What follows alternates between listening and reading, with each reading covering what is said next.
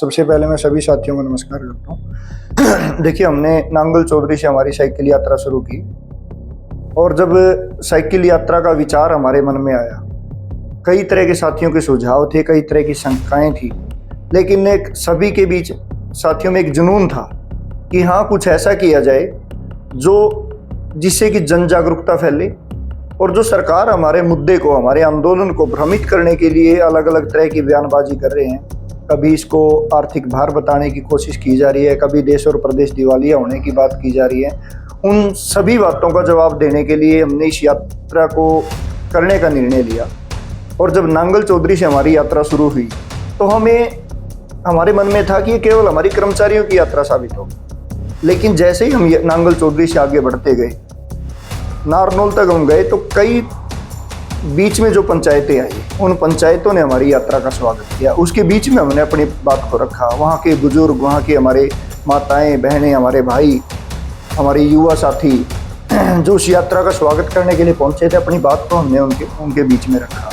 फिर हमने ये सभी को बताया कि ये मुद्दा केवल कर्मचारियों का मुद्दा नहीं है, ये मुद्दा आम जनमानस का मुद्दा। हर कोई, एक गरीब मजदूर और किसान का बच्चा पढ़ लिख कर विधायक नहीं बन सकता, सांसद नहीं बन सकता, लेकिन एक गरीब मजदूर, किसान और छोटे दुकानदार का बच्चा पढ़ लिख कर कठिन मेहनत करने के बाद एक सरकारी मुलाजिम जरूर बन सकता है। उसके लिए जो हमारे माँ बापों ने हमें पेट काट काट कर पढ़ाया, गरीबी के बावजूद भी हमारी महंगी महंगी फीसें भरने का काम किया, केवल इस उम्मीद में कि कल ये सरकारी नौकरी में लगेगा और उसके बाद हमारा और हमारे परिवार का कुछ भला होगा। और पहले तो एक ये कहा जाता था कि ये सरकारी नौकरी का मतलब है कि आपको सामाजिक सुरक्षा मिलेगी, बुढ़ापे की लाठी पुरानी पेंशन मिलेगी। तो लेकिन वो 2004 में उस कॉन्सेप्ट को ख़त्म करते हुए सरकार नई बाजार आधारित पेंशन पॉलिसी लाई, जिसको नेशनल पेंशन सिस्टम के नाम से हम जानते हैं और न्यू पेंशन स्कीम के नाम से ज़्यादातर लोग जिसको जानते हैं। वो उसमें हमारे वेतन का पैसा काटा जाता है और सरकार जो आम जनमानस के टैक्स का पैसा है उससे उनको मिलाकर टोटल हमारे वेतन का 24% कुल राशि उसको बाजार में निवेश करती है। लेकिन उसमें सबसे बड़ा ड्रॉबैक, सबसे बड़ा नुकसान अगर हम कहें, वो सबसे बड़ा नुकसान है कि उसकी वापसी की कोई गारंटी नहीं, ना ही उसमें पेंशन का कोई प्रावधान है। और मैं तो यहाँ तक कहता हूँ, वो तो हमारा एक केवल इन्वेस्टमेंट प्लान है जो हमारे पैसे को ज़बरदस्ती काट कर बाजार में निवेश किया जाता है। और इन्वेस्टमेंट प्लान को कभी भी पेंशन पॉलिसी नहीं कहा जाता, इसमें पेंशन वर्ड जोड़ दिया गया। लेकिन अब जब PFRDA बिल को पढ़ोगे, उसकी पूरी पॉलिसी को पढ़ोगे, तो आपको कहीं भी ये जिक्र नहीं मिलेगा कि कर्मचारी जब रिटायर होगा तो उसको कितनी पेंशन मिलेगी। इसके खिलाफ हमने यात्रा शुरू की, जन जागरूकता यात्रा शुरू की।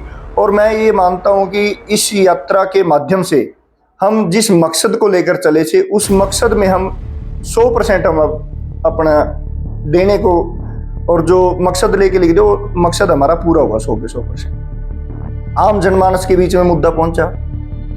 बहुत सारे बुजुर्ग हमें मिलते, हमारी माताएं मिलती, जब उनसे बात होती तो हर एक के मुंह से एक शब्द निकलता है कि जब विधायक और सांसद को एक दिन की सदस्यता पर 3-3, 4-4 पेंशनों का प्रावधान हो सकता है, तो ये तो हमारे बच्चे हैं, ये तो हमारे परिवारों के बच्चे हैं, तो इनको पेंशन का प्रावधान। तो उन्होंने भी कहा कि इस अन्याय के खिलाफ वो पूरा समाज हमारे साथ है। चाहे एक किसान संगठन आए, उन्होंने इस यात्रा में हमारा भरपूर सहयोग किया, चाहे मजदूर संगठन आए, कर्मचारी संगठन तो हमारे पहले दिन से हमारे साथ लगे। उसके साथ साथ हमारे छात्र संगठन, युवा संगठन, सामाजिक संगठन, सभी ने भरपूर सहयोग दिया। और नांगल चौधरी से चलती चलती हमारी यात्रा चंडीगढ़ तक एक जन आंदोलन का रूप ले चुकी। आज हरियाणा प्रदेश का मुझे नहीं लगता कोई व्यक्ति ऐसा होगा, कोई युवा ऐसा होगा, कोई बुजुर्ग ऐसा होगा, कोई बच्चा ऐसा होगा जिसको पेंशन आंदोलन के बारे में जानकारी ना हो। उसके साथ साथ किसान, जो हमारी ग्राम पंचायतें हैं, उन्होंने हमारा भरपूर सहयोग किया। और उसके लिए मैं तमाम इन संगठनों का, सभी का बहुत धन्यवाद भी करना चाहूँगा कि आपने अपने बच्चों के दर्द को समझा और इस दर्द में, इस आंदोलन में आप हमारे सहयोग दिए। अब आ जाती है सरकार की बात। अगर जैसे कि मैंने पहले ही बताया कि सरकार एक भ्रम फैलाने का काम कर रही थी इस आंदोलन में कि देश और प्रदेश दिवालिया हो जाएगा। पहले तो मैं इसी का जवाब दे दूँ। जब देश आज़ाद हुआ, देश और प्रदेश गरीबी के हालत में थे, उस समय हमें पेंशन दी जाती थी कर्मचारी, और इन्हीं कर्मचारियों की बदौलत सरकारों ने अपनी नीतियों को आम जन तक पहुंचाने का काम किया और इस देश प्रदेश को आज इतनी ऊंचाई पर ले जाने का काम, इन कर्मचारियों को उसके अंदर अहम योगदान रहा। और इसीलिए कहा जाता है कि कर्मचारी सरकार की रीढ़ होता है, सरकार के दोनों हाथ होता है जो उसको मजबूती प्रदान करने का। लेकिन आज ये सरकारें उस रीढ़ को, उन हाथों को काटने के ऊपर तुली हुई है। दूसरी बात है, आज प्रधानमंत्री जी, मुख्यमंत्री जी सभी कहते घूम रहे हैं कि हमारा देश विश्व की 5वीं बड़ी अर्थव्यवस्था है, 5वीं बड़ी अर्थव्यवस्था। जब देश गरीब था तो पेंशन दी जा रही थी, आज 5वीं बड़ी अर्थव्यवस्था तो पेंशन काट दी जा रही है। फिर मुख्यमंत्री जी ने कहा कि देश दिवालिया हो जाएगा और उसमें समय भी बताया 2030 तक। और उसका उन्होंने आधार किस चीज़ को माना, और उन्होंने कहा कि एक व्हाट्सएप मैसेज उनको प्राप्त हुआ। मुख्यमंत्री जी से हमारी मीटिंग हुई, हमने कहा मुख्यमंत्री जी आपने किस आधार पर ये बयान दे दिया कि 2030 तक दिवालिया हो जाएगा अगर पुरानी पेंशन लागू कर दी जाए। उनके पास कोई जवाब नहीं था। हमने कहा आप व्हाट्सएप मैसेज के ऊपर विश्वास कर रहे हैं, आप संवैधानिक पद के ऊपर बैठे हैं, देश और प्रदेश आपकी तरफ देख रहा है कि आप ऐसी नीतियां लेकर आओगे जिससे आम जनमानस का भला होगा। लेकिन अगर व्हाट्सएप मैसेज को देखकर नीतियां बनने लगी फिर तो हो गया देश और प्रदेश का भला। तो उनके पास जवाब नहीं था। हमने पूरे आंकड़े आज़ादी से लेकर आज तक बजट के सारे आंकड़े हमने दिए। कर्मचारियों की पेंशन के ऊपर पहले भी 4 से 5% ही खर्च था बजट का, और आज भी इतना ही है, और आने वाले समय भी 4, 5, 6% तक ही बजट का खर्च रहने वाला है। उसके लिए अलग से प्रावधान करने की जरूरत नहीं है। और हमने यहाँ तक भी आंकड़े दिए कि जो नई पेंशन योजना में सरकार अपने शेयर का 14% बाजार में निवेश करती है, अगर उसी पैसे को अपने पास रख लिया जाए, उस पैसे से ही एक कर्मचारी को 10 से 12 साल तक पेंशन दी जा सकती है। और आज एवरेज एज ही अपना आम आदमी की अगर बात करता हूँ 68.5 साल है, कर्मचारी की लगा ले भाई 2 साल और बड़ी ज़्यादा होगी उनसे। तो इसके लिए कोई अलग से प्रावधान करने की ज़रूरत नहीं। फिर एक बार बार शिक्षा मंत्री जी का मैंने बयान सुना कि मोंटेग अहलूवालिया ने कह दिया कि ये तो मुफ्त की रेवड़ी होगी। तो पहली बात तो मैं बता दूं, मुफ्त की रेवड़ियाँ तो वो हैं, एक विधायक बनने के बाद 30 से 40 लाख रुपए की गाड़ी में चलने का काम करता है, बड़ी बड़ी बंगले कोठियाँ लेने का काम करता है, उसके साथ साथ हवाई यात्राएं फ्री लेने का काम करता है, मुफ्त में इलाज की उनके लिए व्यवस्थाएं हैं, टेलीफोन की हमारी जो सुविधाएं हैं वो उनको फ्री मिल रही हैं, नौकर चाकर उनको फ्री मिल रहे हैं। तो क्या ये बिजली उनको फ्री, पानी उनको फ्री, तो क्या ये मुफ्त की रेवड़ियाँ नहीं है?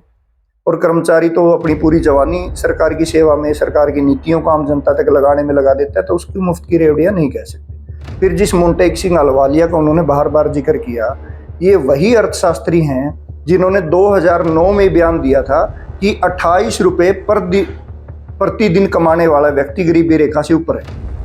और ये वही मोंटेग अहलूवालिया है, नीति आयोग के उपाध्यक्ष रहते हुए इन्होंने जब अपने ऑफिस की रिनोवेशन करवाई तो ऑफिस के बाथरूम के ऊपर 35 लाख रुपए खर्च कर दिया था।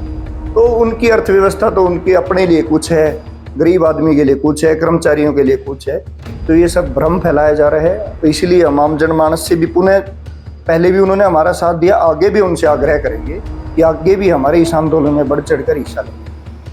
और सरकार से भी आग्रह करूंगा, आपको देश की चिंता है, आपको प्रदेश की चिंता है, उससे कहीं ज़्यादा हमारे कर्मचारियों को देश प्रदेश की चिंता है। वो भी चाहते हैं देश प्रदेश तरक्की करे। जब आप उनके बुढ़ापे का सम्मान करोगे, उनकी सामाजिक सुरक्षा देने का काम करोगे, तो वो मन से काम करेगा, खुश होकर काम करेगा और देश प्रदेश को और तरक्की पर ले जाने का काम। फिर हम एक नारा लेकर इस यात्रा में निकले थे कि हो सकता है सरकार ना माने, क्योंकि ये लाठी डंडे की सरकार बन चुकी है। हमने बहुत बार इनसे आग्रह किया, ज्ञापन दिए, छोटे छोटे धरने दिए, प्रदर्शन किए, बड़ी रैलियां भी हमने की। जब सरकार नहीं मानी तो 19 फरवरी को लगभग 1 लाख से ज़्यादा कर्मचारी पंचकुला में इकट्ठा हुआ और मुख्यमंत्री उप मुख्यमंत्री से गुहार लगाने के लिए चंडीगढ़ पहुंचा।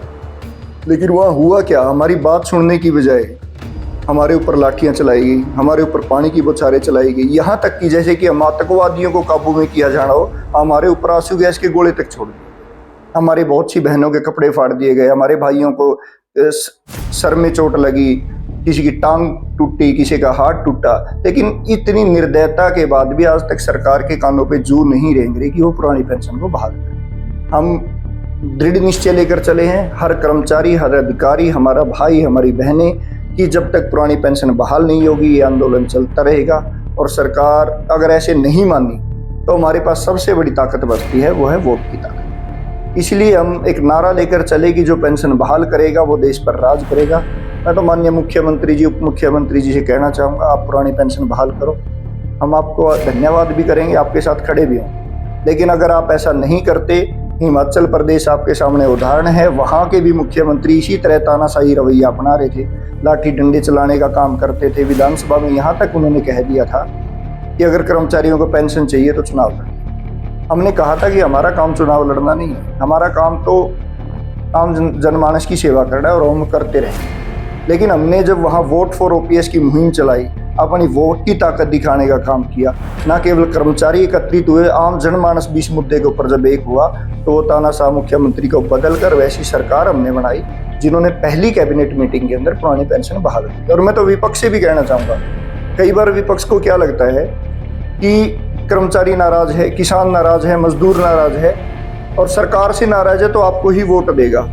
आप उनसे सच्चे वादे करो, झूठे करो। ये कर भी चुके हैं, दुष्यंत चौटाला ने हमसे किए थे 2019 के चुनाव में। उनके मैनिफेस्टो में ये सबसे ऊपर मांग थी, उन्होंने हर जगह घोषणा भी करी थी।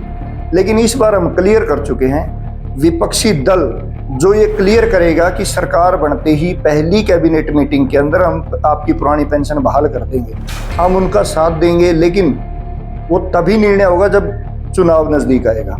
अभी सरकार के पास समय है 6-7 महीने का। हमारा सरकार से मांग है और सरकार के खिलाफ ही हमारा संघर्ष ये जब तक जारी रहेगा।